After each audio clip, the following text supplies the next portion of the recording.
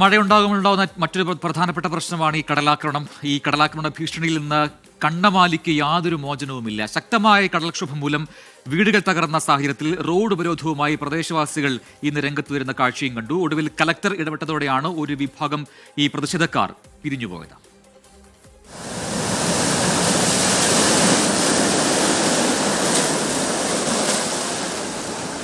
മനോഹരമായ കടൽ തീരത്താണ് താമസിക്കുന്നത്.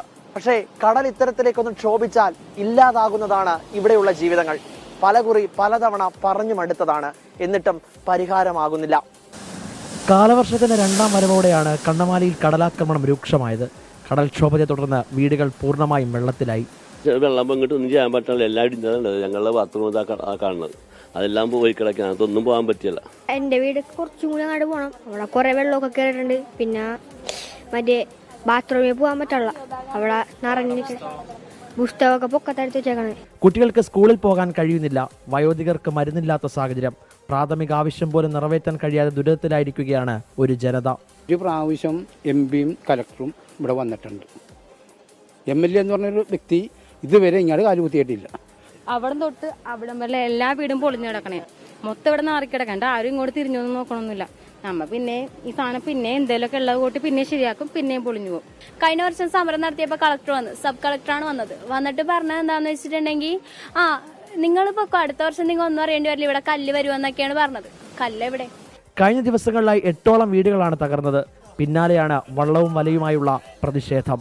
കഴിഞ്ഞ 3-4 വർഷങ്ങളായിട്ട് റോഡിൽ കിടന്ന് ഞങ്ങൾ ജോലിക്ക് പോകാതെ കിടന്ന് ഉപരോധിച്ചിട്ട് പോലും അതിനൊരു ശക്തമായ നടപടി ഇതുവരെ സർക്കാർ എടുത്തിട്ടില്ല. അപ്പൊ ഭക്ഷണം കഴിക്കാൻ എങ്ങനെ? ഭക്ഷണം കഴിച്ച് ബാത്റൂമിൽ പോകണം, ഭക്ഷണം കഴിക്കണ്ടേ നിൽക്കണം, ബാത്റൂമിൽ പോകാതെ നിൽക്കണമെങ്കിൽ കല്ലുണ്ടെങ്കിൽ മാത്രമേ ഞങ്ങൾ ഇലക്ഷൻ സഹകരിക്കുള്ളൂ. പ്രാവശ്യം ഒരു പാർട്ടിക്കും ചെയ്യല. അങ്ങനെയാണ് എല്ലാവരും തീരുമാനം എടുക്കുന്നത്. താത്കാലികമായി ജിയോ ബാഗുകൾ സ്ഥാപിക്കുക, കടൽ ഭിത്തി നിർമ്മാണം വേഗത്തിലാക്കുക, തകർന്ന വീടുകൾക്ക് നഷ്ടപരിഹാരം ഉറപ്പാക്കുക എന്ന ആവശ്യങ്ങളിലായിരുന്നു പ്രതിഷേധം. പിന്നാലെ കൊച്ചി തഹസിൽദാർ സ്ഥലത്ത്. കളക്ടറുമായി ആശയവിനിമയം നടത്തിയെന്നും ADB ഫണ്ട് അനുവദിച്ച് നടപടികൾ സ്വീകരിക്കുമെന്ന് കളക്ടർ ഉറപ്പ് നൽകിയെന്നും തഹസിൽദാർ. ഞാൻ ഇന്നലെ കളക്ടർക്ക് റിപ്പോർട്ട് ചെയ്തിട്ടുണ്ട്. ഇന്നലെ വൈകുന്നേരത്തുള്ളിൽ ഇത്രയും ചെയ്തിട്ടുണ്ട്. ഇനി ആ പ്രപ്പോസൽ എന്ന് പറഞ്ഞാൽ അത് തീരുമാനിക്കേണ്ടത് സർക്കാർ തലത്തിലാണ്. സാറിനെ സംബന്ധിച്ചിടത്തോളം ചെയ്യാവുന്ന കാര്യങ്ങൾ ഞങ്ങൾക്ക് ചെയ്യാവുന്നൊരു ഉറപ്പ് സാറ് നൽകുകയാണ്. അത് ഞങ്ങൾ വിശ്വസിക്കുകയാണ്. കാരണം ഇത്രയും നാൾ ഫണ്ടില്ലാതിരുന്നെന്ന് പറഞ്ഞെടുത്ത് ഇപ്പോൾ ഫണ്ടിന്റെ കാര്യം സാറ് തന്നെ പറയുന്നത് ADB വായ്പ അത് കിട്ടും. നേരത്തെ കിഫ്ബിയുടെ ഫണ്ടിങ്ങിനെ പറഞ്ഞപ്പോൾ അത് പെൻഡിങ്ങിൽ കിടക്കുകയാണ്. പ്രതിഷേധം താൽക്കാലികമായി അവസാനിപ്പിക്കുന്നതായി നാട്ടുകാർ വ്യക്തമാക്കി. നടപടി വേഗത്തിലായില്ലെങ്കിൽ പ്രതിഷേധം തുടരാനാണ് കണ്ണമാലി നിവാസികളുടെ തീരുമാനം.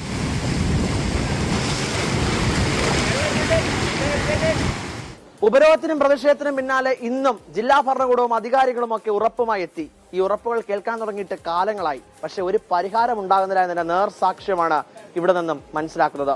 ഇനിയും നടപടിയില്ലെങ്കിൽ പ്രതിഷേധം വ്യാപിപ്പിക്കാനാണ് കണ്ണമാലി നിവാസികളുടെ തീരുമാനം.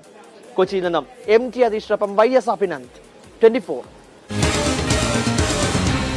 പൊതുജനം കഴുതയല്ല സാർ.